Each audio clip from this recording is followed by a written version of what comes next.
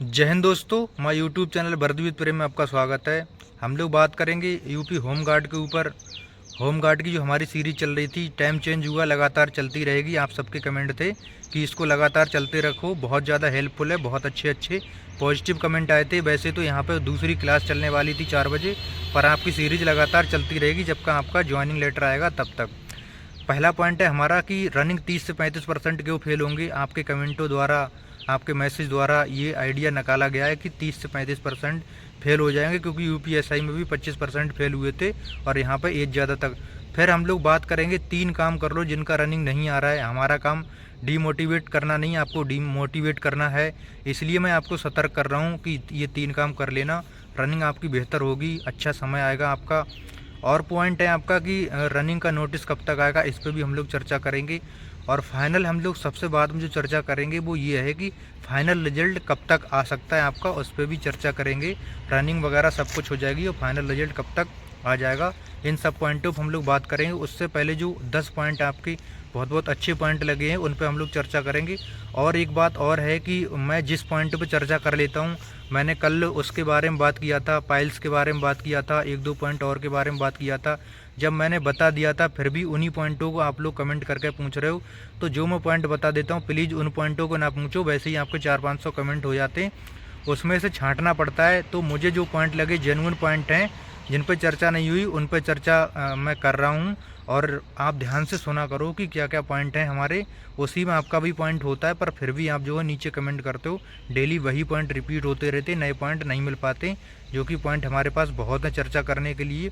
एक एक करके हम सब पे चर्चा करते हैं। सबसे पहला है जिसका हुआ है कहीं वो रनिंग स्किप करें। बिल्कुल भाई सही बात है। यूपी पुलिस कांस्टेबल में इतना बंदा अब्सेंट हो रहा है, इतना होम गार्ड में नहीं हुआ। 70 में से कहीं 7 अब्सेंट, कहीं 4 अब्सेंट, कहीं 5 अब्सेंट, मतलब 8 से 10% बंदा वहाँ पे अब्सेंट हो रहा है। ऐसे समझो 8 से 10% बंदा अब्सेंट हो जा रहा है वहाँ पे। अब 70 में से 7 अब्सेंट हो गए तो 10% हो गया। एवरेज निकाला जाए तो वहाँ पे 7 से 8% अब्सेंट हो रहा है और 7 से 8% हाइट में बाहर हो रहा है। टोटल वहाँ पे भी 14-15% तक जा रहा है आपका। वैसे बाहर बहुत ज़्यादा हो रहे थे हाइट चेस्ट में, मगर आपका जो है अब्सेंट परसेंटेज कम रहा है। लेकिन रनिंग स्किप परसेंट आपका बहुत ज़्यादा रहने वाला है। क्यों रहने वाला है रनिंग, ये तो ये कहो कि पहले हो जाएगी। अगर धोखे से भी यूपी पुलिस के बाद हो जाती तो आपका बहुत कम हो जाता है। तो जिसका कहीं हो गया स्किप करो। अभी स्किप करेंगे लोग बहुत सारे, जिनका वीडियो हुआ है बीपीयू 400-500 बंदे वो स्किप करेंगे, जिनका सीएचएसएल हुआ है 400-500 बंदे वो स्किप करेंगे ही करेंगे पक्का पक्का। जूनियर असिस्टेंट रिजल्ट आ जाएगा, 1000 बंदे वहाँ से स्किप कर देंगे तो 2-3 हज़ार पोस्ट यहाँ से बच जाएगी। और कुछ ऐसे होंगे कि यूपी पुलिस कांस्टेबल वाले भी स्किप करेंगे रनिंग, तो आपका जो है 5-6 हज़ार बंदे फिर भी रनिंग स्किप कर ही देंगे। और अगर कहीं धोखे से रनिंग पहले, धोखे से क्या, रनिंग अगर भर्ती बोर्ड पहले करा दे, यूपी पुलिस कांस्टेबल की रिजल्ट दे दे, तब तो आपका बेड़ा पार ही हो जाएगा। मतलब कोई ही बचेगा जिसका नहीं होगा, जो रनिंग करेगा, बाकी तो सबका कल्याण ऐसे समझो हो ही जाएगा। अगला पॉइंट है कितने रनिंग छोड़ेंगे। रनिंग आपका कम से कम फिर भी 5 से 6 हज़ार इस तरह से मान लो कि छोड़ ही देंगे। और हो सकता है कि ये डाटा बढ़ जाए अगर आपकी बाद में रनिंग हो, पर बाद में होते हुए नज़र नहीं आ रही, वही 8 के आसपास नज़र आ रही। अगला पॉइंट है अगर लिस्ट में फिट लिखा है तो क्या प्रोविजनल है। लिस्ट में अगर आपका फिट लिखा था तो कोई प्रोविजनल नहीं, आप बिल्कुल फिट हो, आपको टेंशन लेने की बिल्कुल भी ज़रूरत नहीं है। आपका जब वहाँ फिट लिख गया तो लिख गया, जिसका प्रोविजनल लिखा उसी को उसका चल रहा था वेरिफिकेशन, जो वहाँ गए थे। अगला पॉइंट है कान में छेद है। कान में छेद के बारे में कल भी बताया था, कोई दिक्कत नहीं होगी। कान इतना बारीकी से चेक आपका नहीं होता है। हालांकि एसएससी जीडी मशीन डाल कर चेक होता है, पर यहाँ पे ऐसे नहीं होता है चेक। आपको प्रॉब्लम इतनी ज़्यादा नहीं आएगी। जो 3 पॉइंट बताए थे मेजर उन्हीं में दिक्कत हो सकती है। अगला पॉइंट है ऑपरेशन फ्रैक्चर और पतला दिखता है, क्या करें। ऑपरेशन है आपका हुआ, फ्रैक्चर पतला दिखता है तो थोड़ा बहुत 19-20 दिखता है, तो कोई इतना दिक्कत वाली बात नहीं है। आप जब रनिंग कर लोगे तो ये सब सारे फ्रैक्चर वैक्चर का इतना ज़्यादा इशू नहीं रहता है, क्योंकि जब आपने रनिंग कर ली है तो आपको इशू कोई रहा ही नहीं। मेन बात रनिंग की होती, रनिंग आप अच्छे से कर लेना। रनिंग कर लोगे तो मेडिकल तो पास आप हो ही जाओगे। अगला पॉइंट है ट्रेनिंग कितने माह की होती है। पहले तो 3 माह की होती थी, ट्रेनिंग जो सुनने में आ रहा है वो 6 माह की होगी आपकी। पहले 3 माह की ट्रेनिंग होती थी, अब ट्रेनिंग जो होगी आपकी वो 6 महीने की होगी। बहुत सारे मित्र पूछ रहे थे कि इसका सैलरी मिलेगा नहीं मिलेगा, ट्रेनिंग का क्या है, तो वो सब हम अगले वीडियो में किसी दिन चर्चा कर लेंगे। सैलरी, वेतन, भत्ते, वो सब किसी दिन हम इस पर चर्चा कर लेंगे। अभी आपका काम केवल रनिंग करने का है। अभी मेरा मकसद ये है कि आपको ज़्यादा से ज़्यादा रनिंग कराई जाए, मोटिवेट किया जाए और आप रनिंग से ज़्यादा करो और ज़्यादा से ज़्यादा बंदे पास हो जाओ। अगला पॉइंट है प्रोविजनल जो भर्ती बोर्ड गए थे क्या उन्हीं का वेरिफिकेशन हो रहा है? हाँ, अभी तक तो यही सुनने में आया है। सुनने में क्या आया है, रियलिटी भी है। जो भर्ती बोर्ड गए थे या गई थी तो उनका ही वेरिफिकेशन हो रहा है, क्योंकि उनका आवेदन पत्र वहाँ गया था।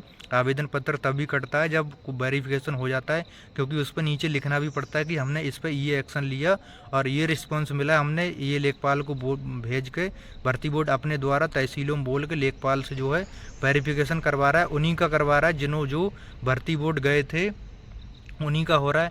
देखो, मैं पहले भी बोल रहा था, अगर आपका प्रॉब्लम अगर थी, आपको प्रोविजनल कर किया गया था तो आपका जेन्युइन पॉइंट था, तो आपको भर्ती बोर्ड जाना था, जिससे क्या होता कि उनको भी लगता कि हाँ बंदे की रियल समस्या है।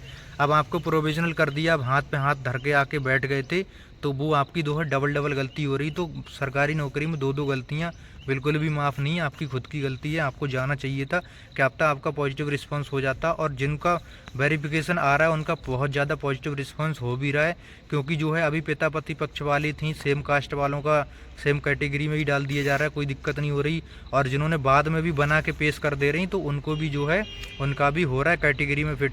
आपके पास कितना अच्छा मौका था, आप वहाँ पर चले जाती, जाने के बाद में आप यहाँ पे तब तक बनवा लेती, बनवा के नया पेश कर देती पिता पक्ष का, आपका कैटेगरी में अगर चला जाता, फिट हो जाता, कितना बढ़िया रहता। पर कोई बात नहीं, जो होता है ठीक ही होता है, हो सकता है इससे अच्छा बेहतर हो, पर उसमें टेंशन मत लो कि अपने आप को कोसो मत कि यार मैं गया नहीं या गई नहीं, तो फिर वो कोई बात नहीं, अब नहीं गए, जो हुआ सो हुआ।